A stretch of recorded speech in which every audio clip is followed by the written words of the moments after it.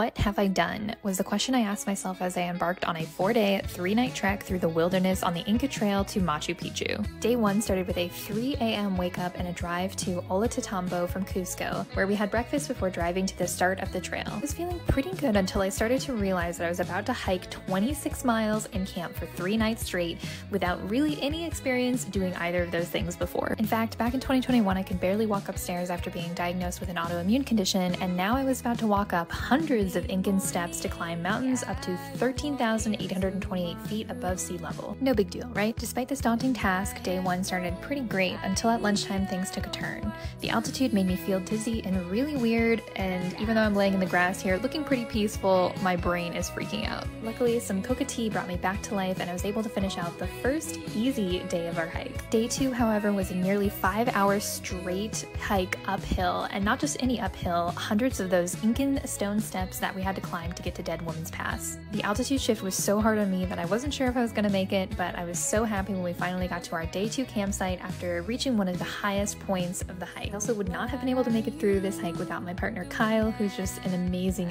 human. During day 3, we hiked through cloud forest and rain, and while it was still super challenging as I was recovering from day 2 and still feeling the effects of the altitude, I knew that the hardest parts of the hike were over. Or so we thought as we got trapped in a lightning storm at the top of a mountain. With great food, good humor, and bright orange ponchos, we made it through Incan ruins into sunnier hikes. As the breathtaking views of the Andes stretched before us, I felt so grateful that my healing journey and life as a digital nomad brought me here, and that I was strong enough to make it through all 26 miles. I could have just taken a train to see Machu Picchu, but my life was forever changed by the wild llamas and new friends that I made along the hike. Day 4 took us through our final hike past the Sun Gate as we gazed upon Machu Picchu shortly after sunrise. We had made it. We spent the rest of the day exploring Machu Picchu, one of the great wonders of the world, enjoying an alpaca traffic jam and eating a hard-won lunch by the river before boarding the Vistadome train, eating some snacks as we watched the mountains we had just climbed pass us by. Looking back, I wouldn't change anything about our journey, even if at the start of all of this, I thought,